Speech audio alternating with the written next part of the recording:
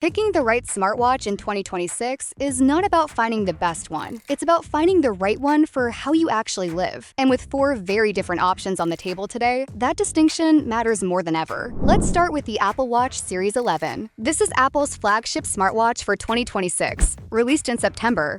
And it's built around one clear priority: health monitoring that goes deeper than most people expect from a wrist device. According to Apple's official specs, it packs 2 heart sensors, wrist temperature sensing, ECG, blood oxygen monitoring, sleep apnea detection, and, new this generation, hypertension notifications. That last one is significant. The watch tracks blood pressure trends over time and alerts you when patterns suggest chronically elevated levels, which is the kind of passive, ongoing monitoring that used to require a separate device and regular doctor visits. On top of that, this generation adds a sleep score, which gives you a single-number summary of your sleep quality rather than just raw data. The display is a Retina LTPO3 OLED panel running at up to 2,000 nits, and per the manufacturer's information, this is the thinnest Apple Watch ever built, thin enough that, based on the specs, Apple says it's comfortable to keep on your wrist through the night for continuous tracking. Battery life sits at up to 24 hours in standard use, or up to 38 hours in low-power mode. The S10 chip handles everything on device, and this year's aluminum model uses Ion X glass that's twice as scratch-resistant as the previous generation. You also get 5G cellular on the cellular variant, IP6X dust resistance, and water resistance down to 6 meters. It runs watchOS 26 and requires an iPhone to set up and function. That's a hard requirement, not a preference. So who is this for? If you're already in the Apple ecosystem and you want the most complete health monitoring package available on any mainstream smartwatch, tracking everything from your heart rhythm to your sleep stages to your blood pressure trends, the Series 11 is built exactly for that. It's particularly well suited for someone who doesn't think of themselves as a fitness person, but cares deeply about staying on top of their long-term health. The person who wants their watch to quietly surface the kind of health data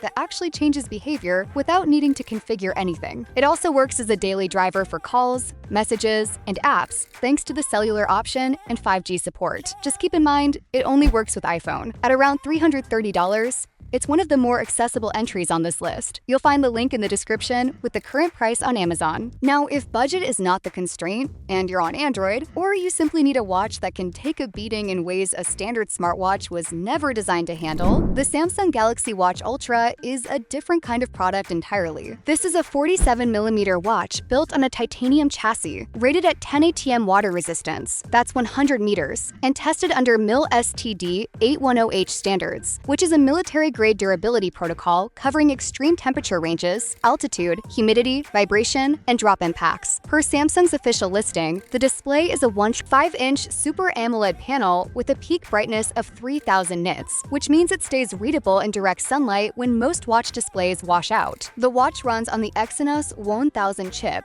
built on a 3nm process, carries 2 GB of RAM, and this 2025 version doubles the internal storage to 64 GB compared to its predecessor, enough to load thousands of songs for phone-free workouts or trail runs. The battery is 590 mAh, with Samsung claiming up to 100 hours of runtime in power-saving mode and 48 hours with exercise tracking active in that same mode. It supports dual-frequency GPS for more precise positioning in dense urban environments or tree-covered trails, where single-frequency GPS tends to drift. On the health side, it adds an antioxidant index feature this generation, a sensor that measures carotenoid levels through the skin as a proxy for diet quality, alongside ECG, blood oxygen, and a running coach powered by Galaxy AI. It runs Wear OS 6 with One UI 8 Watch, and Gemini replaces Google Assistant on this platform, with full functionality available via the built-in LTE, even without a phone nearby. Samsung has committed to 4 years of One UI Watch version updates through 2029. This watch is for someone who operates in genuinely demanding conditions, whether that's a triathlete who needs GPS accuracy and endurance tracking through long multi-sport sessions, an outdoor enthusiast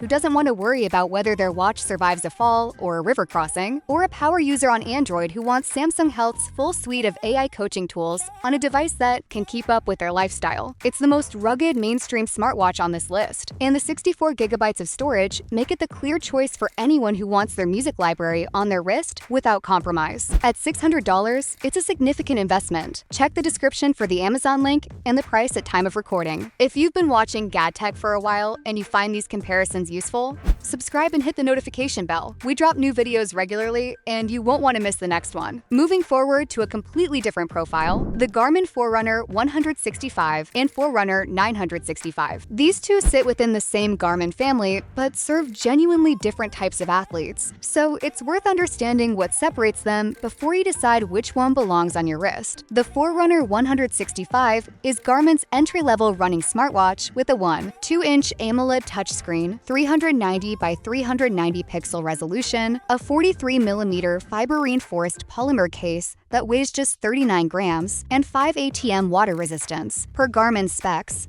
battery life reaches up to 11 days in smartwatch mode and up to 19 hours in GPS-only tracking mode, enough to cover marathons and most ultramarathons in a single charge. It carries the Garmin Elevate V4 heart rate sensor, blood oxygen monitoring, a barometric altimeter, compass, and thermometer. The Music Edition adds 4 gigabytes of onboard storage for offline Spotify, Deezer, and Amazon Music playback. What it does not have is dual-frequency GPS or advanced training metrics like training readiness, training status, endurance score, or full-color preloaded maps. Those features live in the 965. The Forerunner 965 steps up to a 1.4-inch AMOLED display, a titanium bezel, 8 gigabytes of storage, multi-band GPS for superior accuracy in dense environments, and a complete suite of triathlon and multi-sport profiles with built-in full-color mapping. According to Garmin's official listing, smartwatch battery life extends to 23 days, and GPS mode lasts up to 31 hours, which is what you need when you're tracking an Ironman or a long-distance trail race without wanting to think about charging. The 965 also adds training readiness scores, HRV status,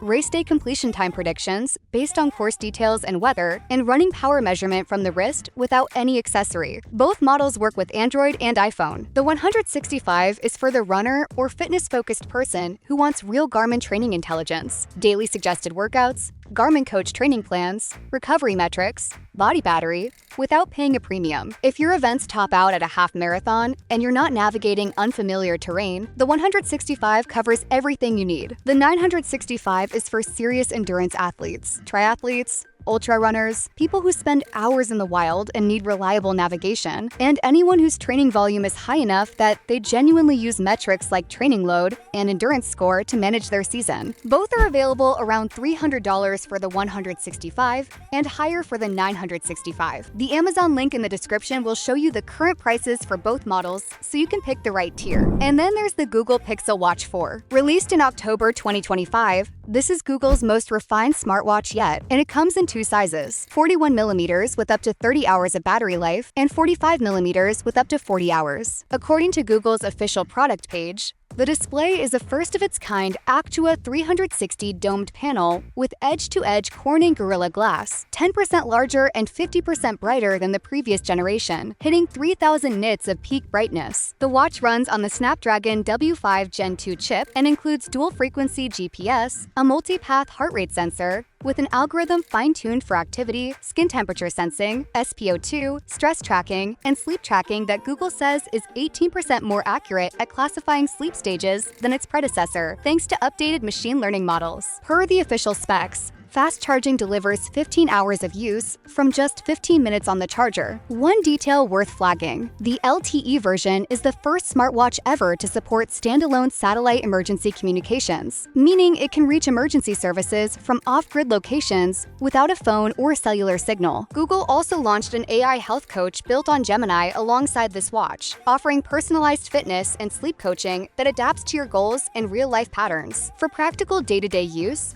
reviewers have noted charging from 20% to full in roughly 40 minutes, and real-world battery performance on the 45mm model frequently exceeds the official 40-hour figure with the always-on display active. It's also the first Pixel watch with a user-replaceable battery and display. It requires an Android phone to set up. This watch is for the Android user who wants polished, easy-to-interpret health and fitness tracking. Fitbit's software heritage runs deep here, combined with Google's AI layer and the tightest Pixel ecosystem integration available. If you use a Pixel phone, a Google Nest setup, or rely heavily on Google services throughout your day, the Pixel Watch 4 slots in seamlessly in ways that feel native rather than bolted on. It's also the right pick for someone who's been held back by Pixel Watch battery life in previous generations. That gap has been closed in a meaningful way this time around. At around $310, it's one of the better value propositions on this list. The Amazon link is in the description below. So, to pull it together, the Apple Watch is for iPhone users who want the most comprehensive passive health monitoring available. The Samsung Galaxy Watch Ultra is for Android users or outdoor demanding use cases where durability and endurance tracking are non-negotiable. The Garmin Forerunner is purely for athletes,